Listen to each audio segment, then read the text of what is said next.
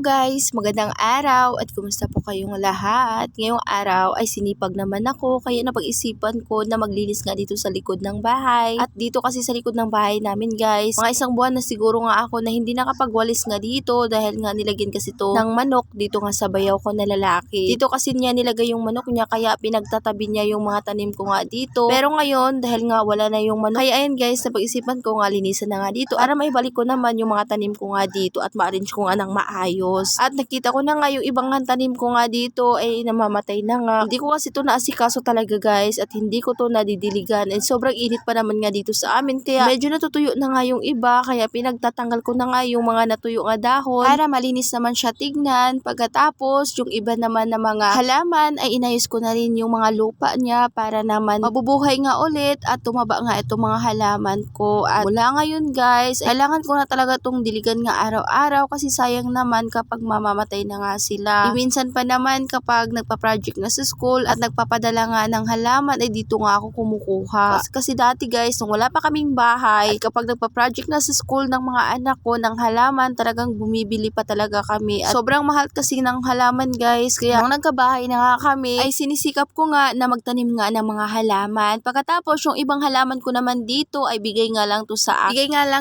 akin ng kakilala ko. At yung iba naman ay tinanim ko nga talaga. At habang nagwawalis nga ako dito, pinunduhan ko naman ng tubig yung planggana para pag matapos na nga ako dito ay madiligan ko na nga itong mga halaman habang hindi pa masyadong mainit. At yung mga oras na yan guys, alas 9 na yan ng umaga. Ayan, pagkatapos ko nga magwalis, at natanggal ko na nga yung mga tuyo na dahon at naayos ko na rin paglagay yung mga halaman ay diniligan ko na kaagad. At habang nagdidilig nga ako dyan, tinawag naman ako ng asawa ko dahil wala nga kaming maluto na ulam, kailangan namin pumunta nga ng palengke. Kaya ayan, binilisan ko na yung pagdilig ko dito para makapagbihis na nga rin ako dahil maliligo pa ako pagkatapos nga nito dahil sobrang pawis ko na talaga at ang baho ko na talaga. Natapos na nga ako dito magdilig, naligo naman ako. Pagkatapos ayan, nagbihis na nga ako dahil pupunta nga kami ng palengke. At tignan nyo naman ako, naka-jacket at saka naka-pants talaga ako dahil sobrang init talaga guys. Sakit talaga sa balat yung sikat nga ng araw. Grabe yung init nga ngayon. Bibili kasi kami ng isda guys at gusto ko rin kasi masubukan yung trending nga ngayon. Guys, nakakaluto pala yung sikat na ng araw. So, sobrang init nga ng panahon ngayon, nakakaluto na pala yung sikat nga ng araw. Kaya kung totoo yun, ay nako, ang laking tipid na to sa gasol. Kaya gusto ko talagang matry kung totoo kasi kung totoo, hindi na ako bibili nga ng gasol at dito na nga lang ako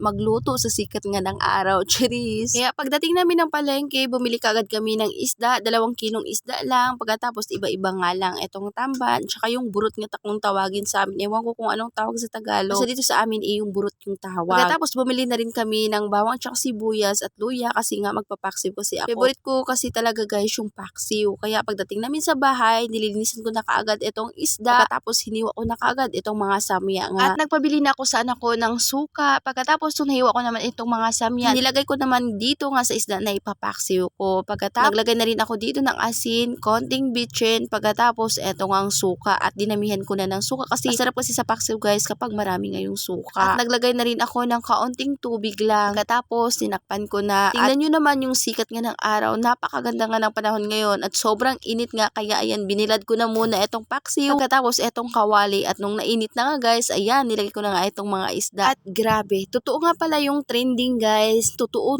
talaga nga, edit lang pala yun. Sa prank lang pala lahat. Kaya huwag kayong magpaniwala. Init lang pala nila yung kawali pagkatapos nilagay na sa labas at dyan na sila naglagay nga sa lulutuin nila, o diba? At yan lang muna guys for today's video. Maraming salamat po sa inyong panonood. God bless!